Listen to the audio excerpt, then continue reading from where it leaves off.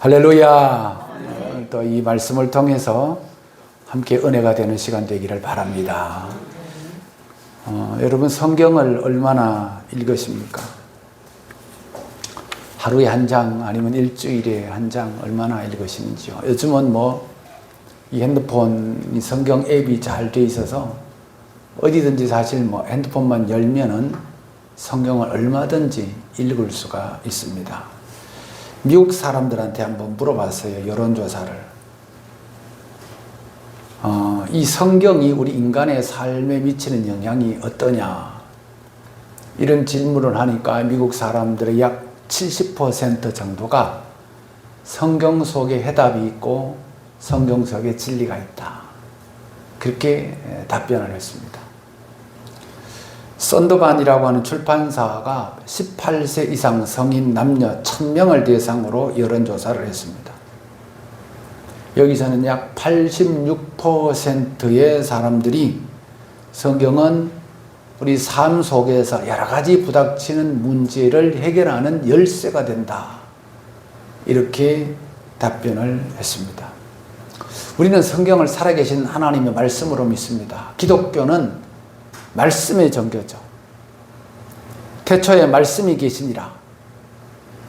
창세기 1장, 요한복음 1장에 보면 태초에 하나님이 말씀으로 천지를 창조하셨잖아요. 말씀이 계셨거든요. 그래서 말씀이 곧 예수님이에요. 그래서 기독교는 말씀이 교회 위에 있습니다. 말씀이 모든 목회자나 성도들 위에 있습니다. 말씀이 가장 위에 있는 겁니다. 그래서 우리는 말씀 중심의 신앙생활을 해야 되는 거거든요. 로고스라고 그러잖아. 이것은 진리거든요. 우리는 살아계신 하나님의 말씀을 그대로 믿습니다. 성경에 보면은 이 말씀을 믿고 따르고 순종하는 사람들은 전부 다 복을 받고 길이 전부 다 열리고 행복했던 것을 알 수가 있는데 그 대표적인 예가 오늘 창세기 12장의 아브라함의 얘기입니다. 너는 너의 본토 친척 아비 집을 떠나 내가 너에게 지시할 땅으로 가라. 아브라함이 하나님의 이 말씀을 듣고 그대로 따르고 순종했습니다. 그래서 아브라함은 거처를 옮겼거든요. 장막을 옮겼거든요. 쉽게 하면 이사를 했거든요. 여기는 장막을 옮기고 이사를 했지만은 실제적으로 이 영적으로 우리에게 주는 이 의미는 뭐냐면 우리가 죄 가운데서 이사하는 거예요. 죽음에서 이사하는 거예요. 생명으로. 불신에서 믿음의 세계로 이사하는 거예요.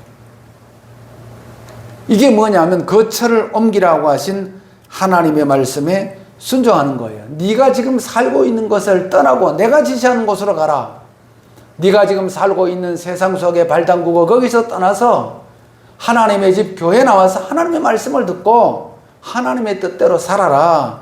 그런 말씀이거든요. 그래서 이 말씀에 아브라함은 그대로 순종했습니다. 여러분 순종은 복잡한 사람들이 순종하는 거 아니에요.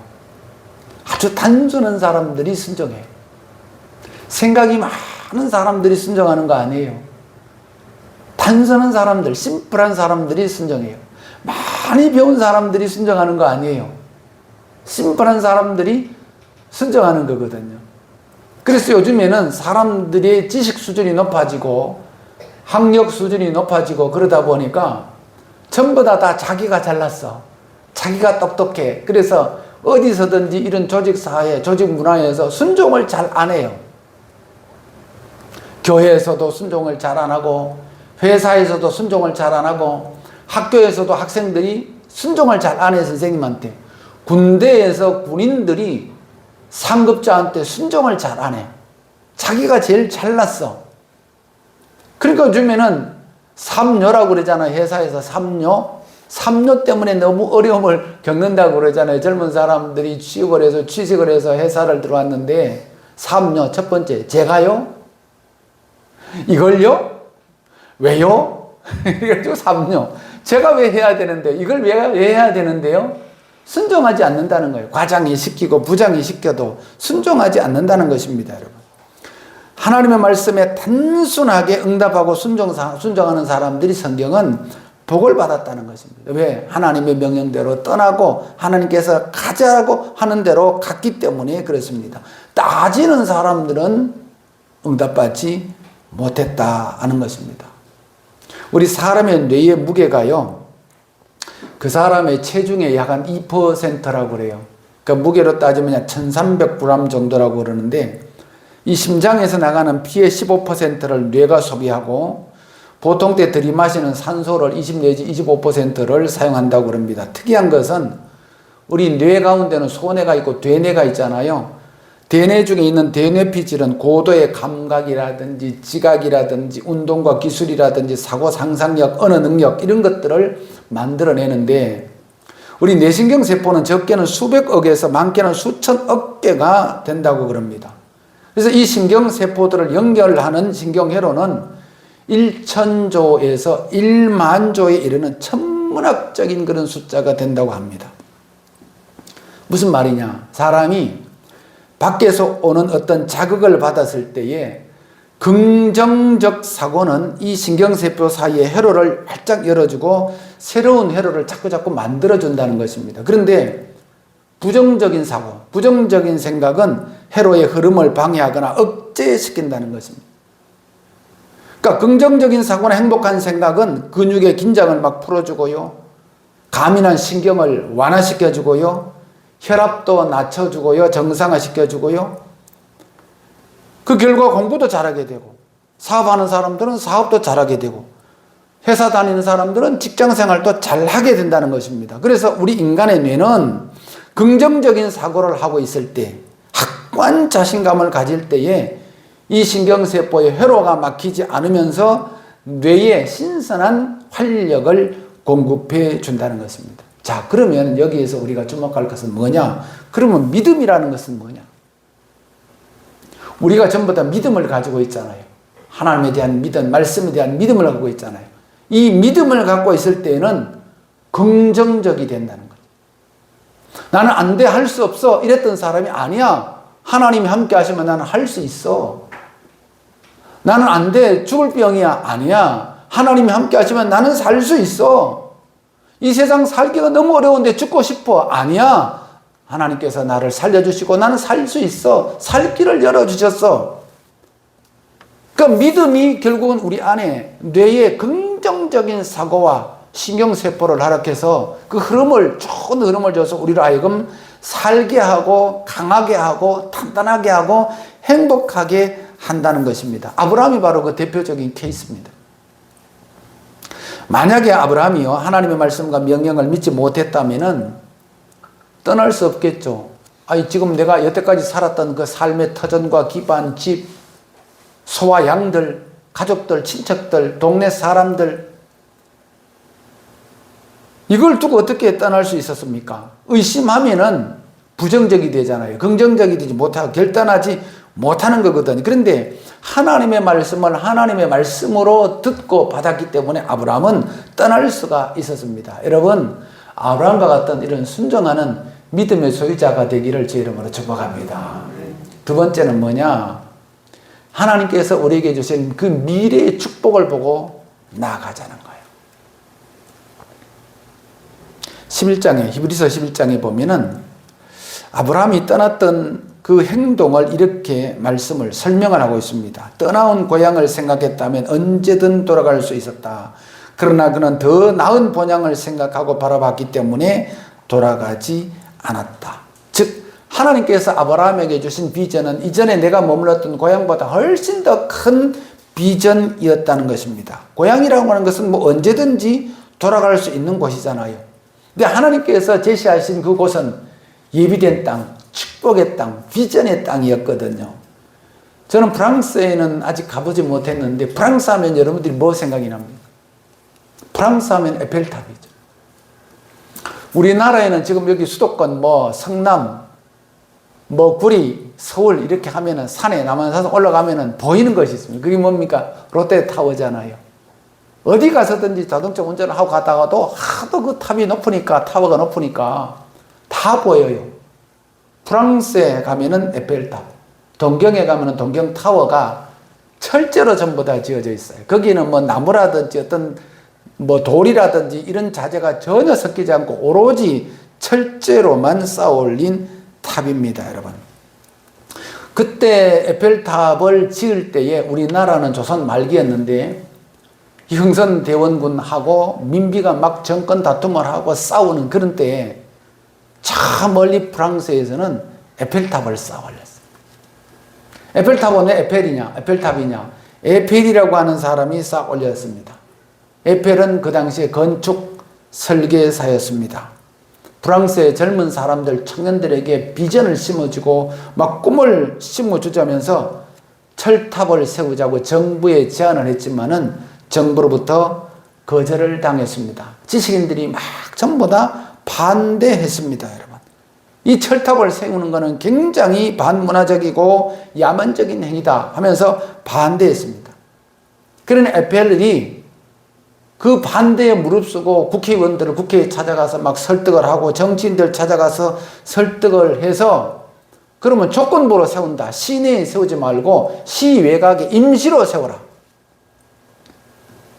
언제든지 정부에서 철거 명령이 떨어지면 철거하는 조건으로 임시로 에펠탑을 세우게 되었던 거예요. 근데 그 당시에 많은 철학가 혹은 지식인들은 그 에펠탑이 보기 싫다고 해서 멀리서도 다 보이니까요. 보기 싫어가지고 이사를 했는데 어디로 이사했느냐면 에펠탑 바로 밑으로 이사했대요. 사르트르 같은 이런 철학자들은. 바로 밑에서 보면 안 보이니까. 그 정도로 반대가 심했는데 지금 오늘날 이 에펠탑은 어떻습니까? 전 세계 1년에 수백만 명이 이 에펠탑을 보기 위해서 프랑스를 방문합니다. 대단하죠, 여러분. 관광객의 명소가 되었습니다. 여러분, 우리는 무엇을 바라봐야 될까요? 탑을 바라봐야 될까요? 위에 계신 하나님을 바라봐야 됩니다. 성경은 크게 세 가지로 구분합니다. 지나간 일, 그리고 현재의 축복, 그리고 장차 미래에 다가올 일, 즉 다가올 미래에 대해서 우리가 어떻게 살 것인가, 장차 될 일을 설명하고 밝히고 있습니다. 역사는 어떻게 종말이 오고 어떻게 끝날 것인가, 부정과 불의에 대한 심판은 어떻게 치러질 것인가, 그 하나님의 영원한 날에 천년왕국 하나님의 나라는 어떻게 임하고 이루어질 것인가, 성경은 전부 다 설명을 해주고 있습니다. 히브리서 11장 2절에 보면 믿음은 바라는 것들의 실상이요 보지 못하는 것들의 증거니. 허상과 실상인데 허상은 안 보이는 거예요. 실제는 없는 거예요. 그러나 실상은 진짜로 있는 것이거든요. 선진들이 이뤄서 증거를 얻었느니라. 선진들은 믿음의 좋은 선배들이 그 하나님의 축복을 받은 것을 전부 다 증거로 우리에게 보여줬다는 거예요.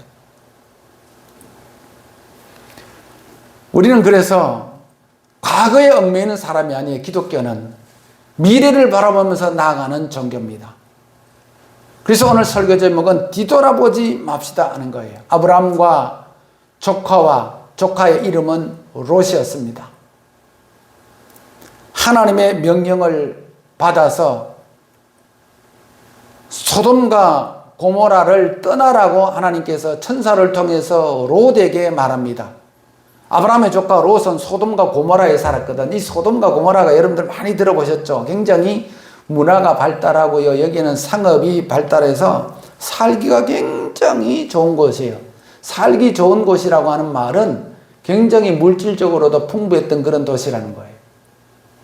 그러니까 살기 편하고 물질이 막 넘치고 돈이 넘치고 그러면 상업이 넘치고 그러면은 자연적이 뭐냐면 타락하게끔 되어 있어요. 그 도시가. 세계의 모든 도시가 그랬어요. 성문화가 막 타락하고 호모섹스가 유행하고 우리로 하면 요즘에 동성애 이런 것들이 이미 소돔과 고모라에서 얼마나 많이 있었는지 모릅니다. 그래서 하나님께서 결론적으로는 그것에 유황불을 내리셔서 그것을 심판하셨잖아요.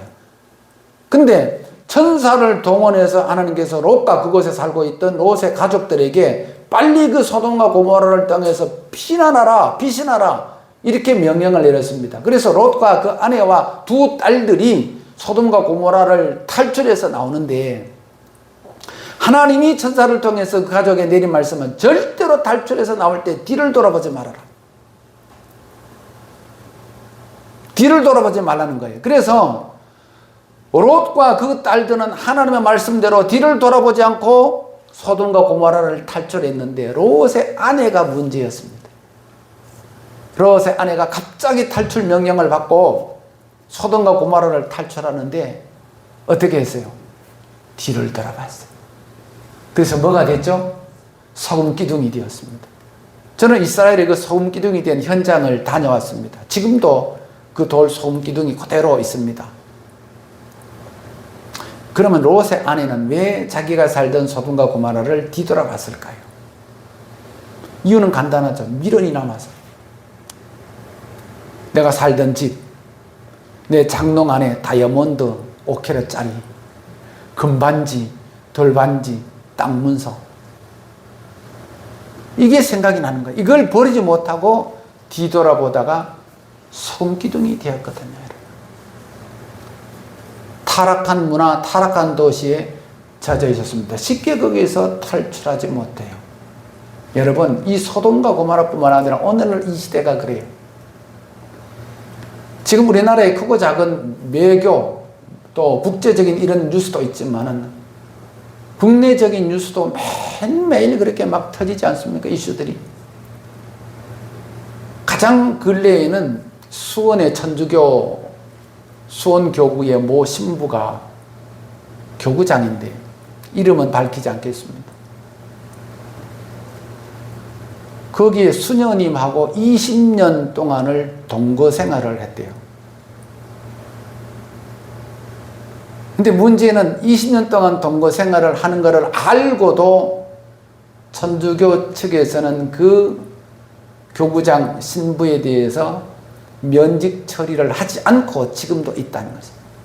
누구만 면직 처리했느냐? 수녀만 면직 처리하고, 수녀는 암이 걸려서 지금 죽어가고 있다는데 수녀만 면직 처리하고 신부는 그대로 두고 있다는 것입니다. 동거할 수 있죠. 어떻게 하면 동거할 수 있어요? 그 신부라고 하는 성직자의 자리를 내려놓고 사임을 하면은 수녀하고 얼마든지 결혼도 하고 동거도 할 수 있겠죠. 그러나 그 신분이 있지 않습니까? 우리도 역시 마찬가지예요. 우리 신분이 뭡니까? 육적인 신분으로는 이름이 있고 가정이 있고 직장이 있고 그게 모든 직책이 있고 신분이죠. 근데 영적인 신분은 뭡니까? 하나님의 백성, 하나님의 아들, 하나님의 딸들이잖아요. 그러니까 우리는 하나님의 딸, 하나님의 아들에 걸맞는 그런 행동과 행위를 해야 되는 것이죠. 그래야 하나님 앞에 영광이 돌아갈 수가 있는 것입니다. 롯의 아내는 자주색 비단 옷도 생각이 났고요. 여러 가지 금붙지가 생각이 났습니다. 내가 뭐 뒤를 돌아본다고 해서 설마 내가 소금기둥이 되려고, 설마 아이 뭐 괜찮겠지, 대수롭지 않게 하나님의 경고를 여겼다는 것입니다. 여러분, 이런 롯의 아내의 불신앙이 아니란 생각이 결국은 소금기둥으로 이어지게 되는 겁니다. 그러다가 죽는 겁니다. 가룟 유다는 예수님을 떠나서 밖으로 나갔다가 역시 죽었습니다. 지난주에 제가 말씀드렸던 데마라고 하는, 바울을 떠나서 데마는 세상으로 갔습니다. 그 이후의 행적은 아무도 알 수가 없습니다. 의의 세계에서 죽음의 세계로, 생명의 세계에서 죽음의 세계로, 저주와 심판의 세계로 떠나간 사람들입니다. 여러분은 어느 편에, 어느 쪽에 설 것입니까? 여러분? 우리나라 인구 통계를 보면은요, 금년 1월 인구 동향을 보면요, 출생아 수가 26,916명, 전년 동월 대비 11.7%가 증가했고요. 사망자 수는 32,454명, 전년 동월 대비 17.6% 감소했습니다. 출생은 늘어나고 사망은 줄어들었습니다. 혼인 건수는 22,640건, 전년 동월 대비 12.4% 증가했습니다. 결혼을 많이 했다는 것이죠. 이혼 건수는 7,208건으로 전년 동월 대비 4.2% 증가했습니다. 그래서 플러스 마이너스를 다 계산해 보니까 전년 대비 약 5,539명이 자연 감소되었다고 그럽니다. 우리도 이 통계청 발표에 전부 다 소속되어 있고 들어가 있는 사람들이 나고 죽고 살고 헤어지고 왔다가 가고. 그런데요, 똑같이 한 사람이 이 땅에 왔다가 가면서 그 의미는 전부 다 달라요. 사기꾼으로 왔다가 사기꾼으로 죽은 것과 우리의 이름을 남기고 하나님의 아들과 하나님의 딸로 하나님의 거룩한 자의 신분으로 하나님의 나라로 다시 돌아가는 사람의 그 의미는 완전히 다른 겁니다. 태어날 수도 있고 죽을 수도 있습니다. 결혼할 수도 있고 이혼할 수도 있습니다. 그러나 중요한 것은 우리는 과거로, 즉 예수 믿기 이전으로 마치 불신자처럼 믿음 없는 자처럼 그런 세계로 다시 되돌아가면은 안 된다라고 하는 것입니다. 아브라함은 믿음의 조상이라고 유대인들은 지금까지 받들고 섬기고 있습니다. 되돌아갈 기회가 많았습니다. 그러나 아브라함은 오직 하나님께서 지시하는 그 가나안 땅으로 나아갔습니다. 떠났던 곳으로 다시 회개하느냐, 즉 다시 말하면 세상으로 다시 돌아가느냐. 이스라엘 백성들이 애굽에서 출애굽했을 때도 다시 애굽으로 돌아가자 하는 무리들도 많이 있었고 그들은 결국은 궁극적으로는 광야에서 다 죽었습니다. 여러분, 오늘 우리가 이 예배를 끝나고 설교가 끝나고 찬양을 부릴 텐데 제가 선택한 찬양은 이겁니다. 주님 뜻대로 살기로 했네. 주님 뜻대로 살기로 했네. 뒤돌아서지 않겠네. 세상 등지고 십자가 보내. 세상 등지고 십자가 보내. 뒤돌아서지 않겠네.